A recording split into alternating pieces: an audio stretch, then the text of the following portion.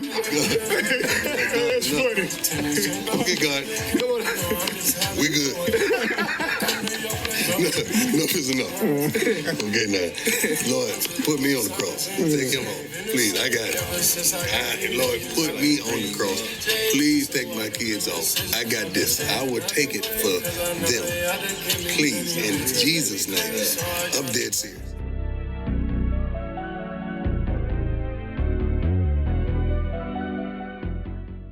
Welcome to Male Reality Lessons, where topics are reviewed and discussed as iron sharpens iron.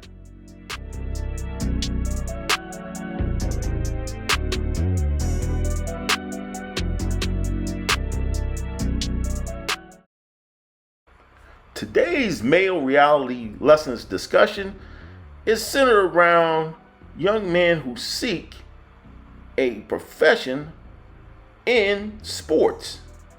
We're going to have a discussion about what's happening right now concerning the NFL draft. And for most of the selections that have transpired, people are not too upset. But in the case of Shedeur Sanders, there is a huge question mark. And the question mark is, going into day 3, why he hasn't been selected. And it can be about talent. The talent has been proven on multiple levels.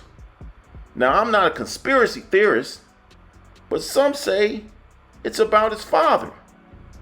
Now, whether you want to believe it or not, sometimes the obvious is just what it is.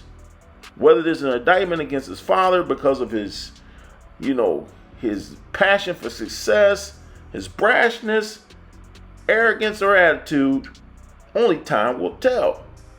But you shouldn't penalize the young man just because of his bloodline. But you don't have to believe me. Let's hear from some of these quote-unquote pundits, analysts, and sports announcers concerning what they believe is the reason he hasn't been picked as of day 3.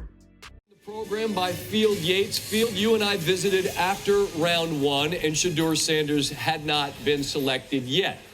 I did not envision any scenario where I'd be visiting with you here on Friday night after rounds 2 and 3, with that still being the same situation and him being available come Saturday morning. That is where we are. What theories are there among the folks you talk to as to why that is the case?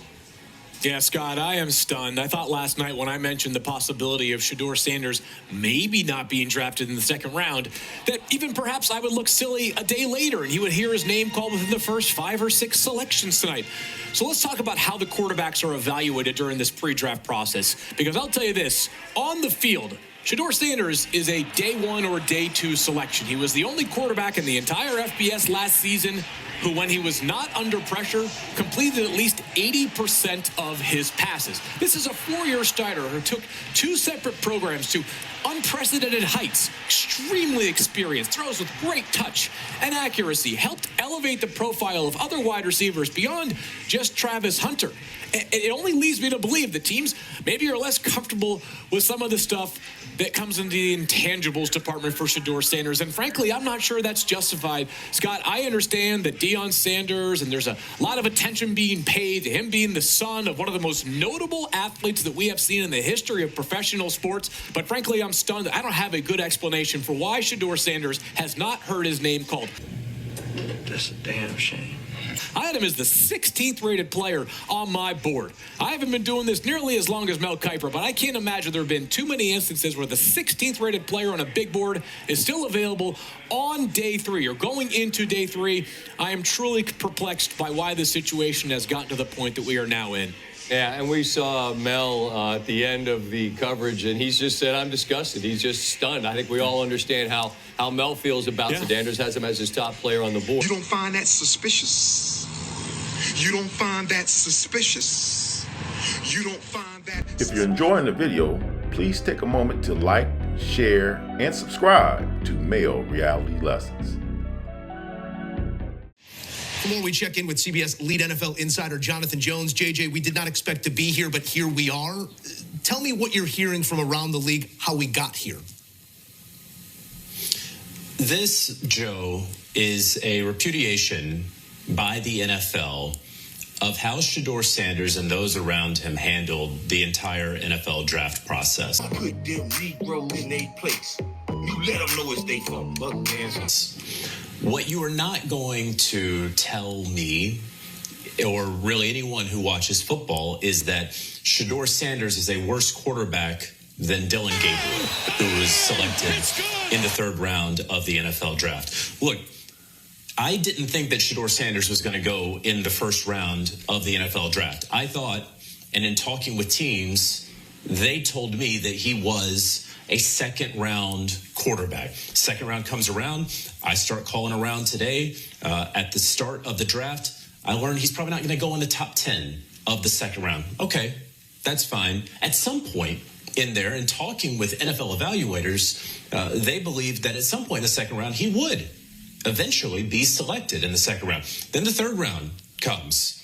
And as we know, of course, he's not selected at all on Friday night. And so when you look at this, you say that Shedeur Sanders, you see that Shedeur Sanders was clearly talented enough to be selected in the top 5 when it comes to quarterbacks, right? He was a top 5 quarterback in this year's class. Not a great class, not a class that had many first rounders, but he was one of the 5 best quarterbacks in this NFL draft. You're not going to convince me otherwise of that.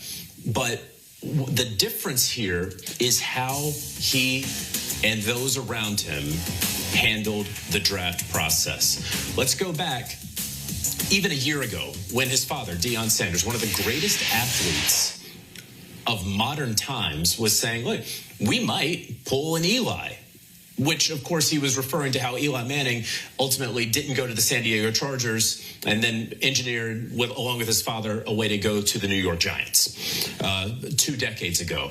And then his tune changed over the next year, right? But then what continued to happen? He would tweet after every Las Vegas Raiders loss, thank you, God. And it seemed like the Raiders were destined for the number 1 overall selection. It seemed like he was trying to engineer his way to the number 1 pick on a team that was co-owned by Tom Brady. And then the New York Giants, maybe they get the number 1 pick, or they're going to be up top. And so he has the New York Giants colored cleats. And then we get to the combine, and no, he does not throw, which is not uncommon for top quarterbacks these days. But in some of those meetings, and we reported this at the NFL Scouting Combine in Indianapolis, at some of those meetings with certain teams that maybe Shedeur Sanders didn't really want to go to, didn't see himself going to for any number of reasons. Maybe they had a starting quarterback installed there. I was told that he more or less sandbagged in those interviews. I don't know if he didn't take them seriously, what it was, but he did not give it his all in some of those interviews. Rubbed some teams the wrong way. And so then you continue where it was a pro day that, frankly, was just sort of average. I'm not saying it was bad. It wasn't great. It was average. And so more and more continues. He gets his number, his jersey number retired. His father retires his jersey number at Colorado. That is something that's really just not seen in major college football, how quickly it was done, and considering the lack of accolades in his career. All of these things began to add up for teams. And I'm not saying that is right that it added up for teams. What I'm saying is it did clearly add up for teams, because you're not going to tell me that the guy who was on the field the last 2 years for Colorado wasn't good enough to be selected by the end of the second night, wasn't good enough to be selected over a Dillon Gabriel, with all due respect to Dillon Gabriel. So this is clearly a way for the NFL and its teams to let him and anyone else after him know you can't comport yourself in this way moving forward. To add insult to injury, this happened just yesterday at the watch party during the second round at the Sanders compound with a supposed call from a GM. Waiting on the call. It's my second day holding it. It's gonna ring in a minute. What's going on? Hey, if it don't, just call for me so we can just, What's gonna happen? Yeah, it's gonna happen.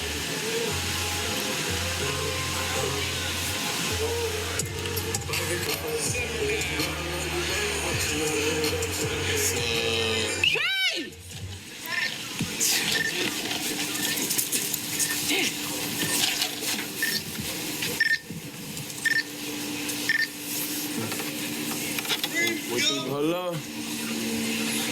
You got that call? Yo, what's going on? Ready to go. Say it one more time for me. This is Mickey Loomis here, GM of the Saints. Right. How you doing? Good, how are you, man? Good, been waiting on you. Ready to go. Yeah, we have. It's been a long wait, man. No, for sure. We're going to take you with our next pick right here, man. Yeah. Yes, sir. Let's be legendary. But you're going to have to wait a little bit longer, man. Okay. Sorry about that. Ready to go. What does that mean? What? What'd he say? I don't know. How you gonna ask us what it mean and you was on the phone? You heard that? He said you're gonna have to wait a little bit longer. Sorry about that. Why would he? What the fuck? Hey, that's I don't know what that was. It's 50-50. But nobody got this number though. It was private. Did they just troll, bro? It can't. Man, he just got trolled, bro. They tripping now, fam. Now I'm gonna crash out, bro. It is. They said we're gonna tell you what the next bit, but you gotta wait a little bit longer. That's wild. You know what it is? It makes the story better. The quarterback after the top two, with number one, Cam Ward went one, Jackson Dart went late first. Now he gets the third quarterback off the board. Saints at Dome Stadium. At the pick, Atlanta Dome, the weather Carolina Tampa Bay favorable. No, they ain't picked nobody yet. Yeah, you would think so. I mean, I'm sitting there trying to read the body language of the people. Yeah, me too. I'm looking at Brandon Staley, the defensive coordinator. I'm going, does he look happy? Kellen Moore happy? Which one of these guys is really looking at Mickey Loomis going, hey, thank you for giving me the guy I wanted? You would think Where that ball at? the quarterback, Where the football given at? Derek Carr's health situation, would be something that they would want to impress. But wide receiver, the availability of their wide receivers right now, they have some health issues with wide receivers. Could that be a position that they say, we're going to be interesting here? Kellen Moore, he's going to have his fingerprints all over the Who'd they get? They didn't say yet. Sure. Let's get this switch up. What's up, Green Bay? Nobody got chose yet. All right. With the 40th pick in the 2025 NFL Draft, the New Orleans Saints select Tyler Shuck, quarterback. Switch it up. Quarterback? There it is. Wow. one of the most intriguing prospects. Wow. He'll be 26 years old in September. He played for 7 seasons in college. Look at the reaction. You got the phone, but who got that number? From the dog. They look at who numbered it. Texas Tech, the huge year at Louisville. Lewis, you have... Like, nobody got that number but coaches, strictly for that reason. It just pissed me off. No, that's all it's No, but the thing is, it's supposed to happen. but the thing is, why get mad? Because they want you to have a certain type of reaction to it. They want you to feel her music. You know what I mean? They want you to feel bad. They want you to feel all that. But I ain't tripping. You said nobody got that f***ing number, though. Nobody has a number. That shit. You can't make this shit up. You can't make this shit up. Y'all heard it. This is clearly nothing more than mental shenanigans to try to break this young man's confidence.